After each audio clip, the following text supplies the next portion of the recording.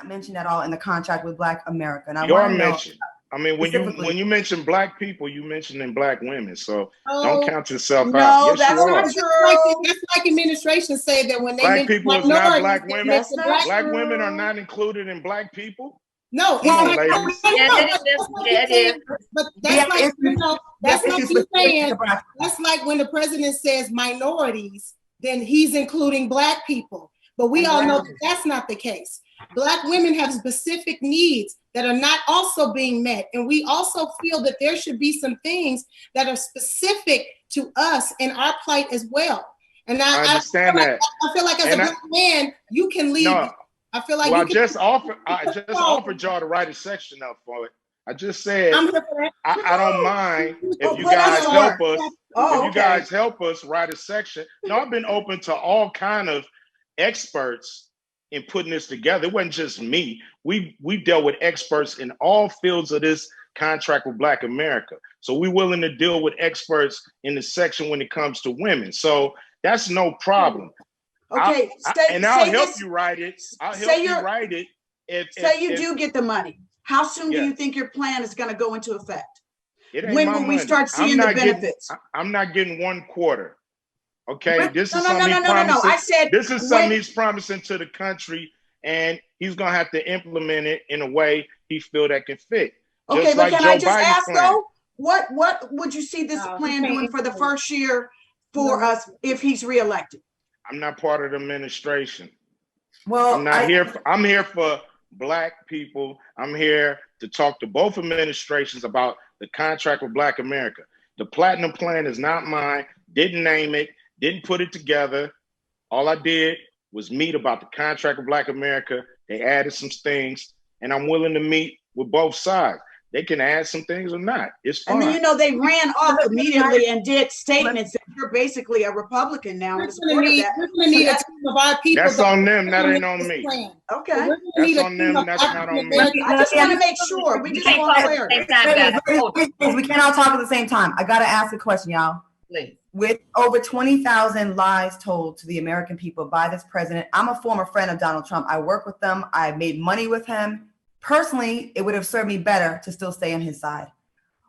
Why would you believe after he gets Black votes, his whole goal from 3 years ago was to siphon 20% of Black male votes to cross over to vote to support him? Yes. Why would we believe that he has, once he gets reelected, he will follow through with any of these plans, as opposed to Joe Biden and Kamala, who would be in their first term and be more indebted to do the right thing to get reelected for a second term? Right. Why should we believe that Donald Trump would actually follow through? That's a legit question that I have. He ain't followed through. I mean, I don't know. You're gonna have to figure that out, because I'm not sure if he's gonna do it or not. I'm not sure what any of these guys are gonna do. All I know is we got to push our agenda, no matter who's in there. And you know, in a perfect world, you know, the Biden campaign would have brought me in, and we would have really talked about the plan, and they would have did, you know, great things to their plans to specifically target Black people, but they chose not to, and that's fine. You know, but the thing is, I'm not a supporter of neither one of them. No, I'm saying so that's what's the problem. I'm an independent person. You'll have a conversation with the administration if Biden wins and Kamala wins. It's not too late, so I don't think it's fair to like dismiss what they are. They're not in power yet, so they really can't say. They really can't say and promise things because they're not yet in power. We're not even in power in Congress. You can't make campaign promises, and they have. That's what the plan. Make the promise when they're in office. Well, they put out the Lift Every Voice Can Sing plan. That is their promise to America and to the world. That is their promise. So the thing is, you can always promise the people who put you in power something more than what you just came up with. You gotta, especially when you know there's so much more that needs to be done. And he knows that it's so much that falls short in that plan when it comes to actually helping Black people, minority, people of color, diversity. All those are trick words, and Black people don't necessarily get a tenth of that. So we have to really be smart and really make sure that money is touching the hands of the people who have really struggled in this country for hundreds of years. I can ask you a question, Cube. You said that the Biden campaign didn't reach out to you, and well, you said first. You said they did reach out, but first, they didn't want to. They said hook up. We'll hook up after the election. And to be fair, they're not the power in party right now. I want to ask you this, if this is true, because I had heard from one of my sources that you were contacted for this Zoom call with Kamala Harris, with D.L. Hughley, Snoop Dogg, you, Killer Mike. They were all on the call, and you were not on the call, and that was to speak. That was in September, and why? So you said they didn't reach out. You said the Democratic reach out, but Kamala Harris's folks reached out to you and wanted you to be on the Zoom call because they thought your voice was important. Why did you not participate? Choose to not participate in that? Well, we had spent, a lot of people time putting the contract with Black America together, and I just thought that getting on a Zoom call with 12 other entertainers, all shooting what they believe needs to be done, to me wasn't going to be productive. And I was also, because my lawyer, Matt Johnson, has a connection with Kamala Harris, and I was promised a call that I never received. So, that's why I didn't feel like I wanted to be on that Zoom call. So I feel like our plan is so broad that you can't talk about it with 12 other people who had nothing to do with it. And these are a lot of things that really need to get done. So I wanted to have a serious conversation and not just a rally cry kind of conversation. But you said that also that you would talk to anyone that was willing to help. You said you were. I am, but I just said that they said they were going to call me direct, and I never got that call. So when you hear that, you're waiting for that call. It never came. So no kind of way don't work if it's not the way that you started. You want it. Got it. Well, I want to get things done. I don't want to just spin my wheels, talk to people who can't really make it happen. So I didn't want to just. She's the vice presidential candidate. When I had listen, because I had the conversations. When I had the Zoom call with the DNC, the Democratic Party, we was on the call for probably over 45 minutes, and we never even got to the contract with Black America. We never went through any of the points that needs to be dealt with when it comes to the situation in this country. No one else has a plan that deals with as many issues that this administration or any administration could fix if they had the political will. And you have to give them the political will. And that's what's being done. I didn't want to put anybody on blast for that, but since they saying I didn't jump on the call, it's because I was promised a call where we can actually deal with this in a serious manner. And it wasn't just what I considered a rally call. But I feel like that actually could have been okay, because you could have led the call and had supporters on listening to what it was that you're trying to get them to be able to help rally with the initiative for that. I had been doing press about the contract with Black America outside of that. So I was using my press to promote the contract, not just to them dudes on the call, but to all of America, to all of Black America. That's where my thing is. So I wasn't on the call, but that don't mean we couldn't have a call. So that's what happened. And I don't feel like I made a mistake for not being on the call. I will tell you, we have to wrap the show. We're way over, but I just want to say, Cube, I hear what you're saying, but I just want you to know, as Black women, how we would feel with, there's no mention specifically of Black women in the contract with Black America. They do have to stand on top of that. I just told you can write that up if you want to. We're not out here jumping on calls. We all Black, so we all. We're not meeting up with Jared Kushner and Donald Trump about this. You are. So you can't say, well, if you don't like it, add to it. You're out here. You took that job. You took that position to lead this. I'll write up the Black woman's part of the contract for you. Good. We have 200 how many words do y'all want it to be? The thing is, you guys are the experts, but here we go again. You just want to talk. Nobody want to help me. Just want to talk. But y'all the experts on Black women, so why won't y'all help me? See, that's the problem. I can tell you why. What my first thing, you just let me know the party. So anyway, the initiatives have already been set. And so I wish listen, you guys, we're way over. We're way over. I wish we would have you for more time because I feel like you have a lot to say, Ice Cube, and you're very influential, and we appreciate this. And I hope we can respectfully debate and no feelings hurt. I don't think you are the type that would get hurt. I appreciate y'all. I wish we could have you back and have more of this conversation. Would you be open to come back here? That's it. Because we're running out of time, Ice Cube, I would like to say right now, to be fair to you, and we really wanted to dig deep about the Black woman part. I think that's very important. And the lift every voice part versus the contract with Black America. I feel like there's more on the table, and I don't want to be disrespectful to your perspective and to the perspective of Black women. I would love to invite you back before the election. If you have time, I would love to do that for part 2 with Ice Cube. We gotta break now. No problem. Brother, I know your intent is good. We just don't like who you rocking with, but we know your intent. I ain't rocking with nobody. We gonna see y'all. We gonna see. Few things, and I appreciate you raising that, Roland. I mean, to me, you can't have movement on an agenda without a movement. And there are so many incredible organizers and activists all over this country who are coming together and fighting back every single day. And that is what it actually takes to create this level of change. You know, I will say that, Cube, I agree with you in terms of your frustration. I've been frustrated too.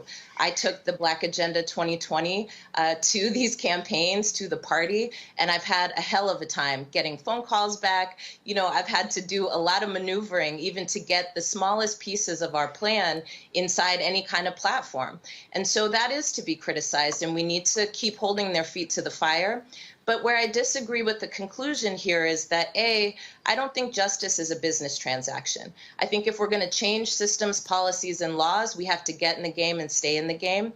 And I don't think it's a simple, you give me this, I get that back, I give you this, you get that back. We have to govern an entire country, and we can't govern that way. Donald Trump is governing that way, and that's what's not working. I also want to just offer here that for me, you know, I've heard Van Jones and others say that people need to go to the people in power. And I actually, you know, think I understand the premise behind that. But what it overshadows in my mind is it allows them to get off the hook for all of the other egregious things that they do to our communities. You know, I can't help but feel sick when I hear Donald Trump, you know, talking about the First Step Act, but then also telling the Proud Boys to stand back and stand by. And I don't get to actually look past that. That impacts my everyday life. I get death threats every single day from people who are listening to this president.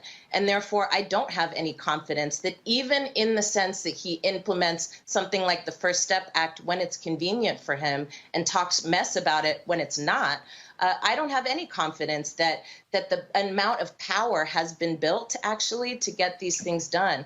I don't fault you for trying to move an agenda, but I don't think we can take any shortcuts here, and I certainly don't think we can jump the line. And, you know, it would be one thing if people actually weren't working on this every day. Imagine what we could do together, Cube, if I had access to a platform hold on. But I don't have access. Hold on, Alicia. I know Cube has to go, but Cube, go. This contract's been out for months, so there's been, you know, if anybody wanted to work with me, I've been open invitation from day one to work together, make the platform better, and you know, nobody has, or very few have come out to do that. So. You know, I'm not gonna wait to get nobody's line. You know, if I feel like I could speak for Black people, I'm gonna go speak for Black people to whoever. And you know, you have a plan for Biden win, but what's your plan if Trump wins? You know, you have to have a plan for either president, and so in either administration. We can't just go dormant because this is the problem I think that's been happening with us. You know, we go dormant. We don't push both parties hard to do what needs to be done, what's right. And, you know, some people got a whole country to run. We don't have a whole country to run. Black people in a bad situation. We don't have a pot to piss in. We ain't even really in the damn equation when you really look at it. We just get to show up and we get to go home still broke. And unless you have capital in America, you're not going to be really involved in what's going on in America when it comes to running the whole country. You know, I let everybody know what I was going to do, and I don't understand the issue with it. One of these guys are going to be the president, and at the end of the day, whoever that is, we got to go press him. Alicia. That's just it. Yeah, I think accountability requires a movement. It's not done over a boardroom table. It's done by bringing folks with you. And so I'm excited to be working with, you know, so many people across the country, the 30,000 people that we surveyed across all political ideologies, incomes, demographics, to really start to lock down not only what these policy issues look like, but also training people to be the people who are making the rules. And so again, Cube, I look forward to working with you. All right, then. All right, Cube, I appreciate it. This is also why it's important for us to have Black platforms where we are able to have the conversation. I saw your...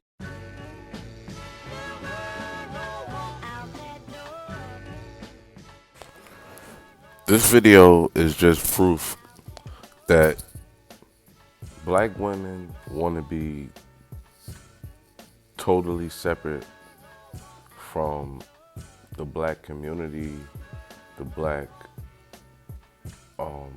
race, if you would say. And this is just, like, I'm disgusted by it, man. Like, you literally have a man out here doing the work, like always, and you have these elder Black women that's like constant, like he had to tell these women at least 5 times or more that he's not endorsing neither candidate. And all the way up until the last thing said was, we don't like who you rocking with. And when you hear him closing out saying, I'm not rocking with nobody, and they sit there, and it was kind of like that's the problem with Black people. Everything is propaganda. Even when you come to the horse's mouth, it's like the truth doesn't matter. It's what the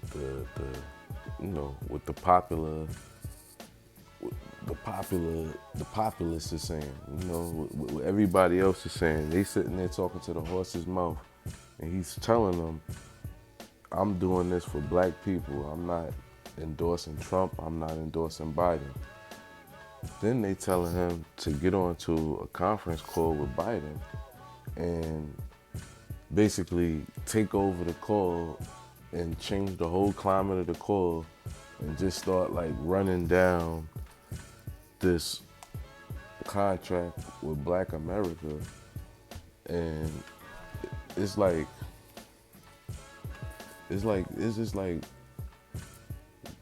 y'all have no logic, yeah. And you know, like, and I'm gonna do another video about there's some back and forth I've had on YouTube with some Black women, and it just aligns with everything that I'm seeing in this video, where, you know, you got one group of women, when they called out and he says, you know, y'all could write the plan and we could, for women, and we'll add it in. They basically telling him that that's his job. But he's telling them, well, I'm not an expert on what Black women would need. I thought that me speaking for black people as a whole was good enough. And they telling him that's not good enough. They need a special section for black women. And it's like, yo, they so like divisive, yo. They want to be protected. They want your resources. But when we sitting here talking about us as a whole, they need specific, like, you know, special italics, you know what I mean? Stars around, and something for black women, not for children. You know what I'm saying? Not for elderly black people, but for nothing about men. It's all about them. And it's the same thing in the second video on the Roland Martin show. All of this Black Lives Matter, when you go to Black Lives Matter, they have nothing to say about black men or boys. It's ridiculous, man. Thanks for watching.